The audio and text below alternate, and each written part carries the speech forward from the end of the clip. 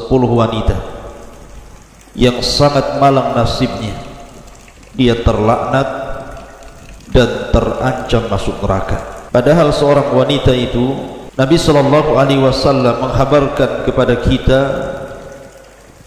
lebih mudah untuk masuk surga dibandingkan laki-laki. Berdasarkan sabda Nabi sallallahu alaihi wasallam, "Idza shallatil mar'atu khamsaha wa shamat syahraha wa ata'at ba'laha wa hafizat farjaha qila laha udkhulil jannah min ayyi abwabis thamaniyata syi'ti." Apabila seorang wanita berupaya untuk menjaga salat 5 waktunya, menjaga puasa Ramadan, sangat taat kepada suaminya dan menjaga kehormatannya, maka wanita itu akan dihadapkan kepada 8 pintu sorga dan dikatakan kepadanya, silahkan masuk ke dalam sorga dari 8 pintu sorga yang kau sukai. Artinya bahwa wanita masuk sorga lebih mudah dibandingkan laki-laki. Tapi kenapa pula Nabi sallallahu alaihi wasallam ketika diperlihatkan neraka dia mengatakan, "Ittala'tun nara fa idza aktsar ahliha nisa." Aku diperlihatkan neraka, ternyata kebanyakan para penghuninya adalah kaum wanita. Lalu siapa saja wanita-wanita yang malang nasibnya di akhirat, bahkan terlaknat dan terancam neraka?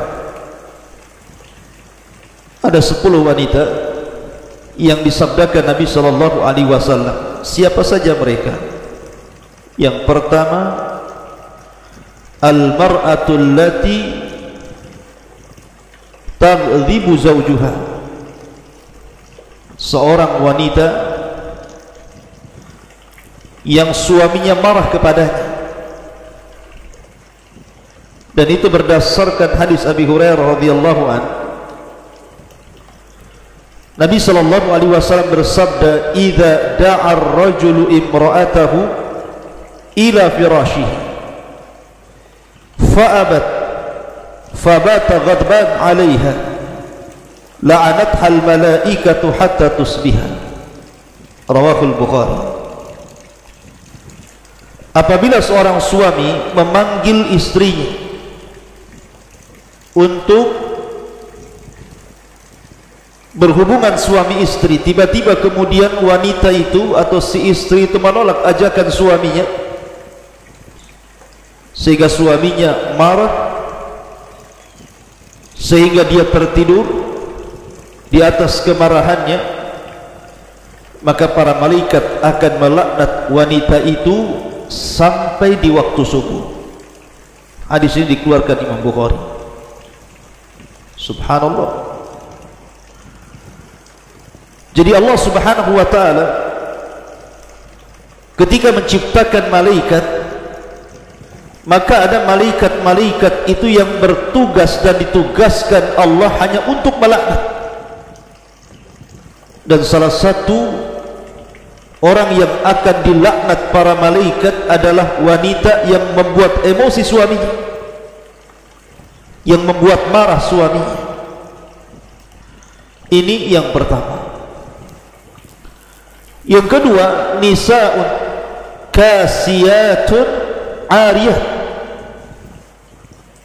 wanita yang berpakaian tapi telanjang. Dan itu berdasarkan Abi Hurairah radhiyallahu anhu, Nabi sallallahu alaihi wasallam bersabda, "Sinfani min ahli nar lam arahuma." Ada 2 kelompok kata Nabi sallallahu alaihi wasallam termasuk penduduk neraka dan aku tidak pernah melihatnya. Maksudnya Rasul tidak pernah melihat 2 kelompok ini di zamannya.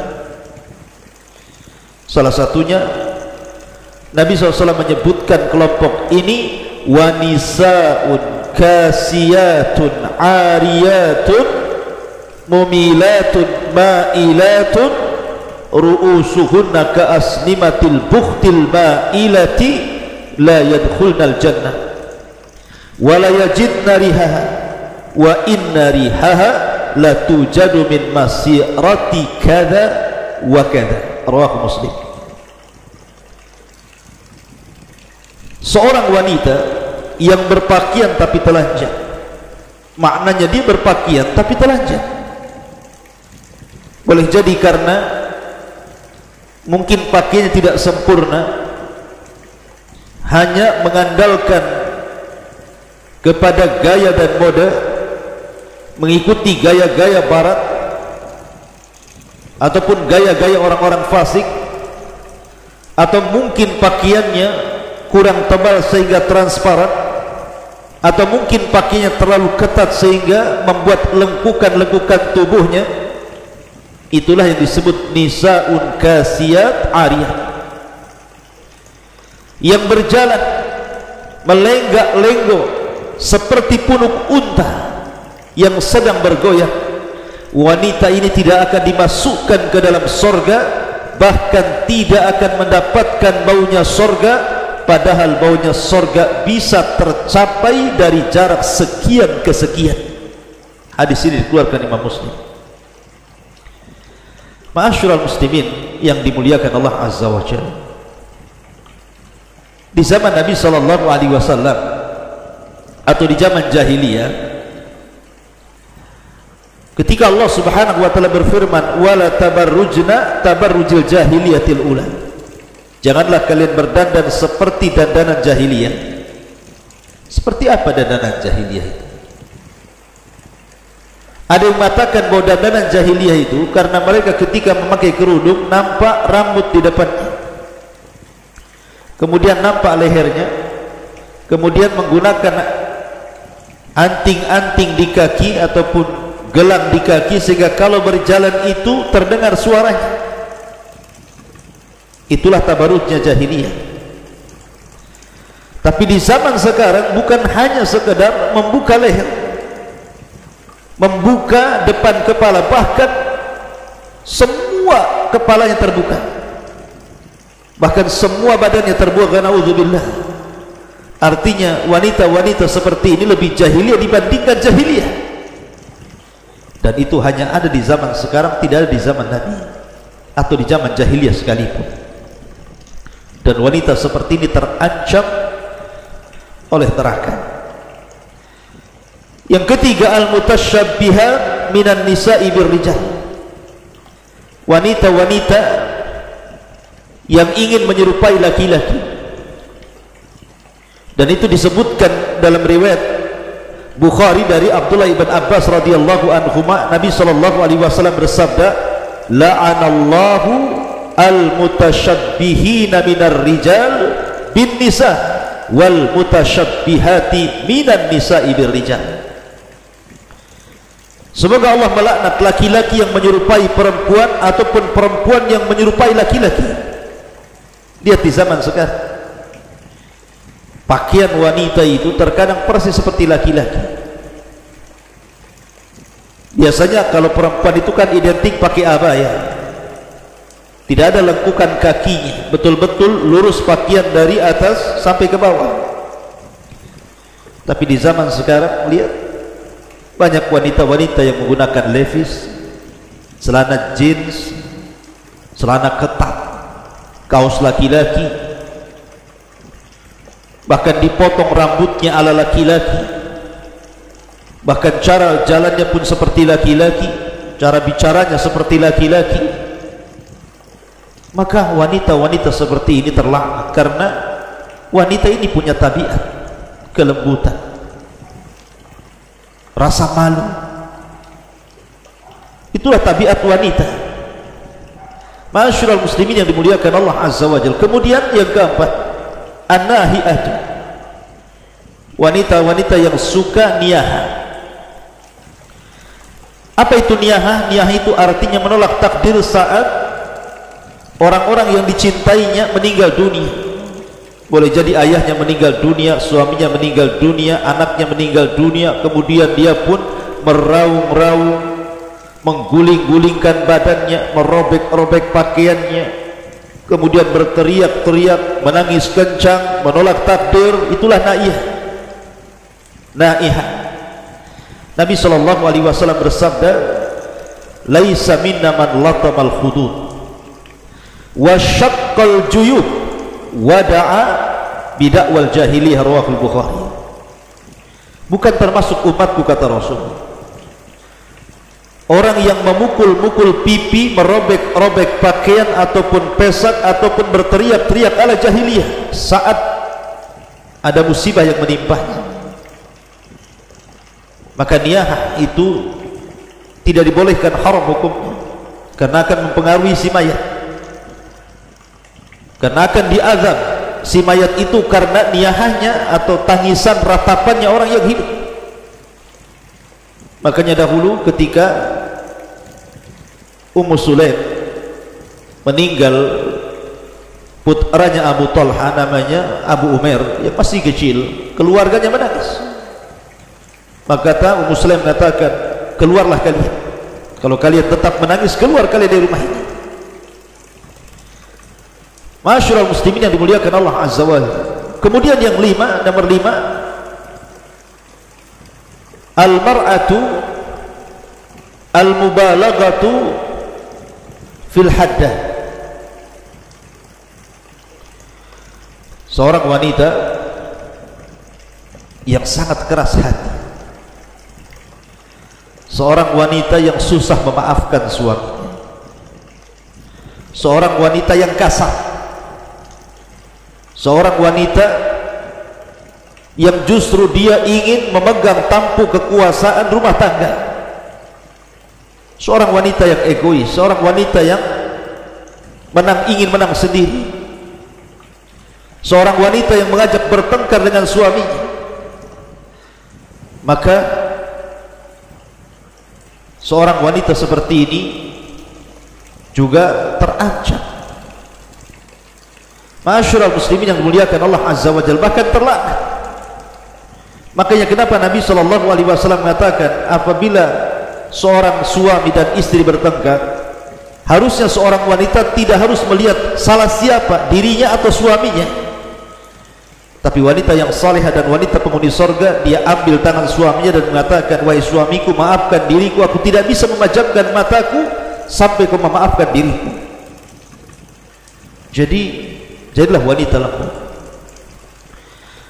Kemudian juga yang nomor 6, al-washimatu wal mustawshimah. Nabi SAW mengatakan, la'anallahu al-washimah wal mustawshimah. Allah melaknat wanita-wanita yang ditato ataupun wanita-wanita yang mentato dan yang minta ditato, dua-duanya dilaknat. Lihat wanita sekarang, konon katanya tato itu untuk memperindah, mempercantik, yang ada tato ini memfitnah, bahkan merusak ciptaan Allah Subhanahu wa ta'ala. Maka wanita-wanita yang ditato dilaknat, terancam masuk neraka. Kemudian yang nomor 7, al-mar'atu al-musta'tir, wanita-wanita yang suka mengumbar wewangian ke orang lain. Kata Nabi SAW, ayyuma imra'atin ista'tarat thumma kharajat famarrat ala qaumin liyajidu rihaha fahiya zaniyatun. Siapapun wanitanya yang menggunakan wewangian, kemudian dia keluar sengaja ingin memfitnah laki-laki sehingga baunya tercium laki-laki, maka Rasul mengatakan wanita itu seorang pezina. Na'udzubillah. Kemudian yang nomor 8, al-mar'atul lati tatlubu talaqa biduni udhrin syar'i, wanita yang memaksa meminta talak kepada suaminya tanpa ada udhur. Maka Nabi mengatakan, ayyuma imra'atin sa'alat zawjaha talaqa min ghairi ba'sin faharamun 'alaiha raihatul jannah.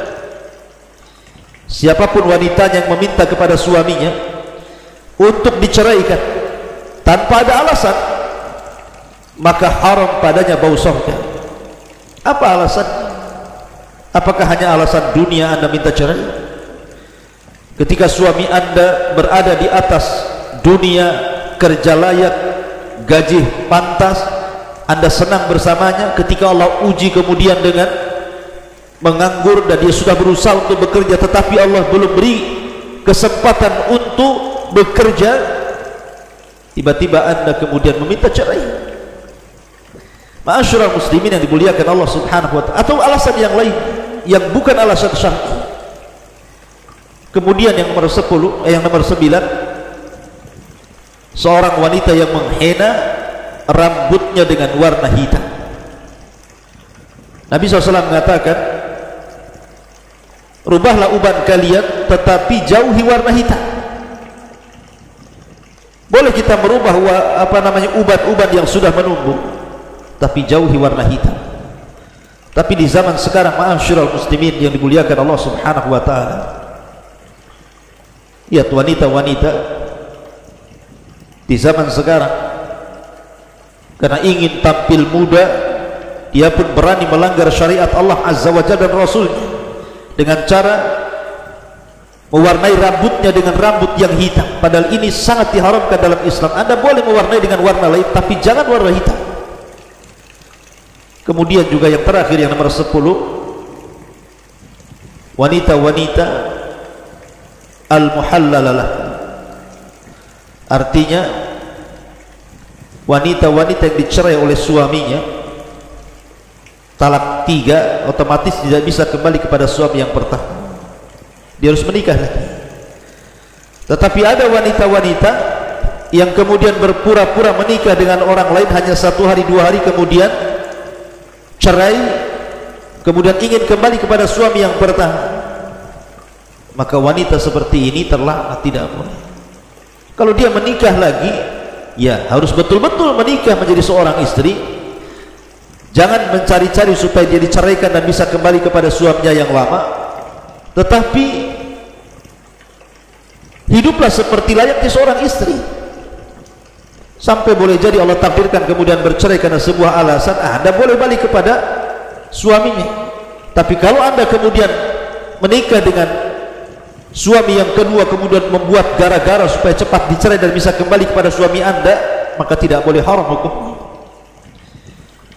Dan juga ada tambahan, wanita-wanita yang mencukur halis, wanita-wanita yang menyambung rambut, wanita-wanita yang mengikir gigi, dan banyak lagi wanita-wanita yang nasibnya akan malang pada hari kiamat karena terlaknat dan terancam neraka. Wallahu a'lam bishawab. Ini yang bisa saya sampaikan, mudah-mudahan menjadi ibrah dan peringatan bagi kaum hawa. Subhanakallahumma bihamdika asyhadu an la ilaha illa anta astaghfiruka wa atubu ilaik. Allahu ta'ala a'lam. Assalamualaikum warahmatullahi wabarakatuh.